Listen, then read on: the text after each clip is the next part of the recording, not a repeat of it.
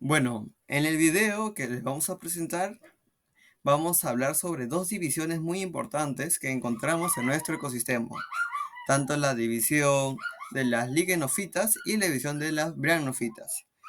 Esta exposición, este video lo estamos realizando 4 estudiantes del tercer ciclo B, los cuales somos Rafa Cueto José, Rojas Molina Casey, Suárez Santos María Alejandra y Valdés Ventura Luis Mariano.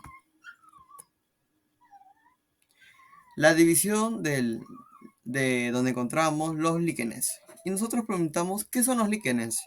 Bueno, los líquenes son la simbiosis que realiza un hongo con una alga, en la cual encontramos divisiones, tanto de los hongos y las algas. Tanto en la división de los hongos encontramos los ascomicetes y los bacillomycetes. Y por la parte de las algas encontramos los cianofitas, clorofitas y xanthofitas, que es un grupo reducido, pero que también realiza lo que es simbiosis con estos hongos.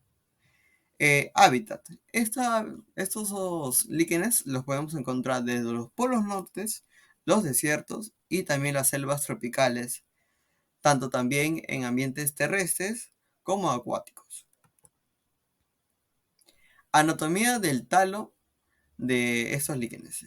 Tenemos los líquenes, los cuales presentan un talo onómero o también llamado no estratificado, y también encontramos lo que serían los heterómeros o también llamados estratificados. Comenzamos con los onómeros, que su principal característica es que el micelio y el folionte están uniformemente distribuidos, como podemos apreciar en la imagen. Y también vemos por otra parte los etenómeros, que ambos componentes se presentan de forma de estratos definidos. Y podemos apreciar en la imagen que está compuesto por la capa conoidal, la capa medular o también llamada médula, y la capa cortical o corteza. Clases de líquenes. Encontramos líquenes por su composición. Los basiolíquenes, que son la unión de una alga con un basiomicete. El talo puede estar completamente o faltante de una parte de la corola. Después encontramos lo que son los ascolíquenes. Los ascolíquenes es la división de ascomicetes con una alga. Bueno, después encontramos por su hábitat. Encontramos los corticicolas, que son sobre la corteza de los árboles y también de los arbustos. Endolíticos, que es fisuras de las rocas, es decir, dentro de las rocas o en esas arrajaduras que encontramos en las rocas. Los endofluídicos, que están interior de la corteza, y los foliocolas, que están se presentan en hojas, que principalmente están en ambientes tropicales. Las sacicolas, que encontramos sobre las rocas, y las terrícolas, que están sobre el suelo o la tierra. Por su morfología.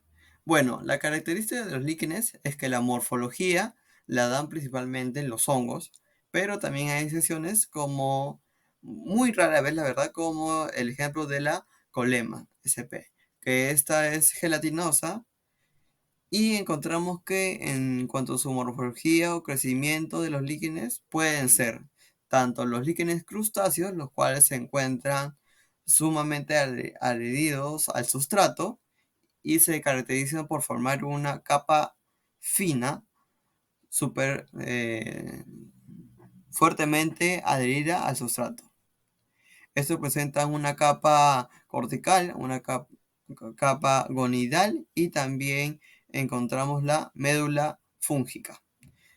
Estas podemos aquí observar que están totalmente adheridas al sustrato, como apreciamos en la imagen de la colopiaco.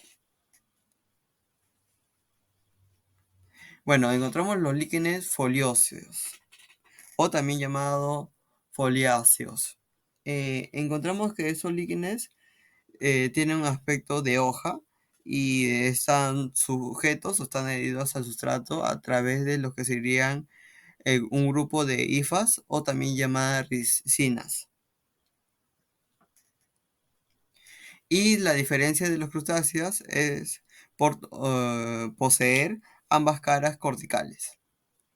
Aquí podemos observar y vemos la representación también que la morfología la da el hongo. Y tenemos el caso, el ejemplo de del parmelio. Después encontramos los líquenes fructiculosos, que estos se encuentran adheridos al sustrato con una base muy estrecha. Son ramificados y tienen una zona única de unión al sustrato y pueden ser erectos o, o colgantes. En su anatomía representa una capa cortical externa, una capa subyacente coinidal y la capa médula o también llamada médula fúngica. Ramificaciones semejantes a la de un arbusto y típicamente las ramas son cilíndricas o aplanadas. La reproducción y la multiplicación.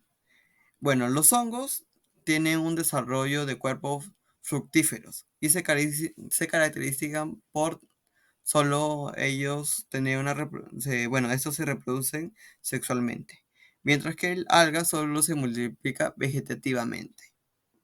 Además que el micobionte se puede reproducir vegetativamente formando picnidios o conidios.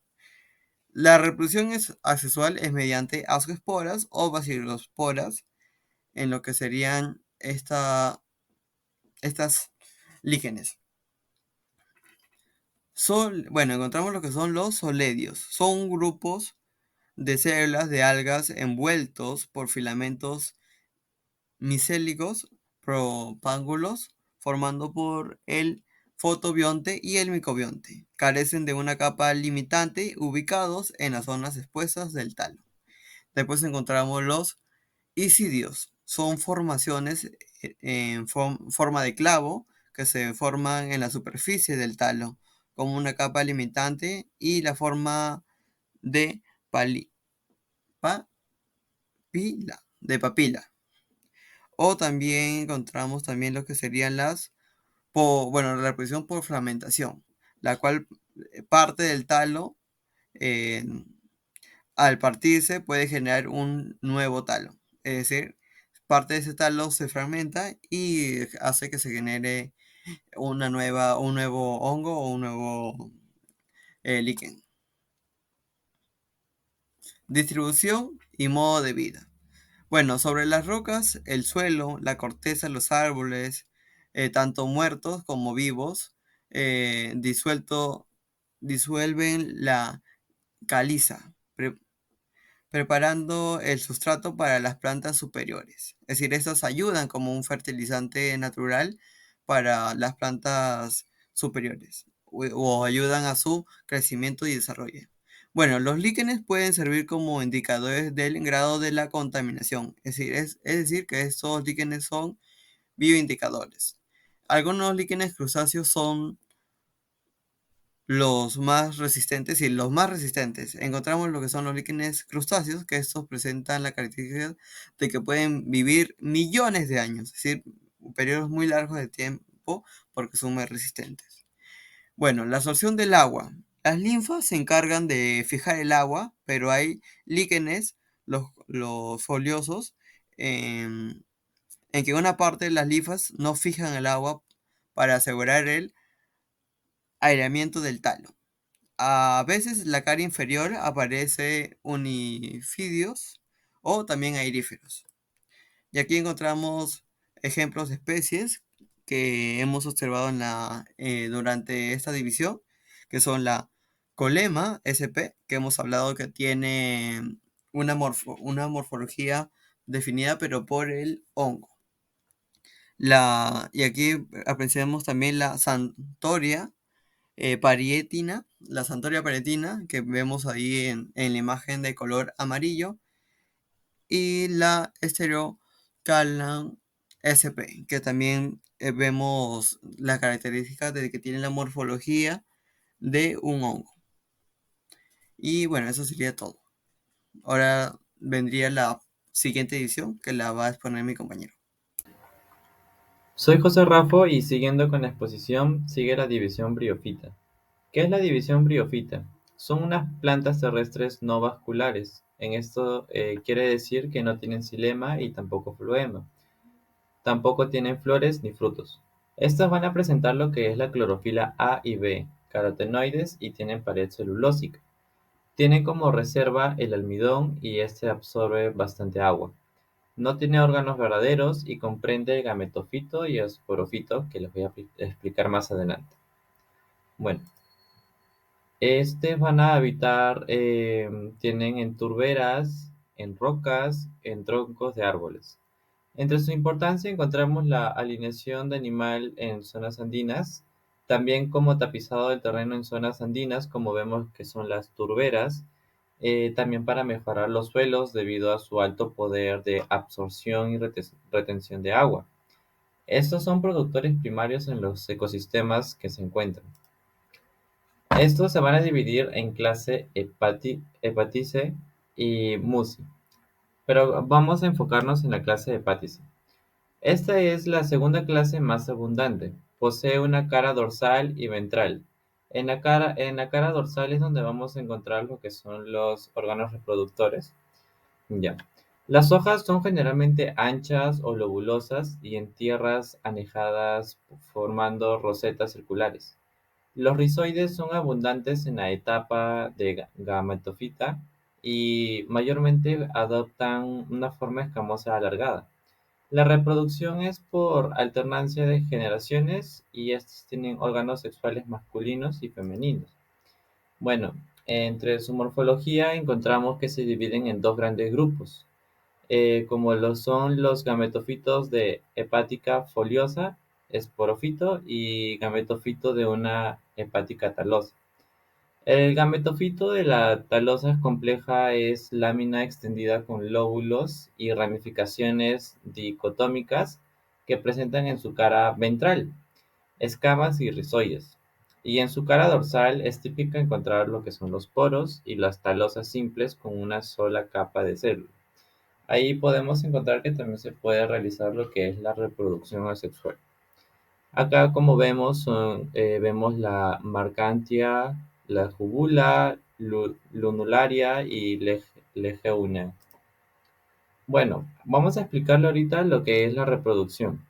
Estas van a producir lo que es el gameto masculino que vemos como una forma circular en el lado izquierdo y el gameto femenino que es como una palmera y lo vemos en el lado derecho.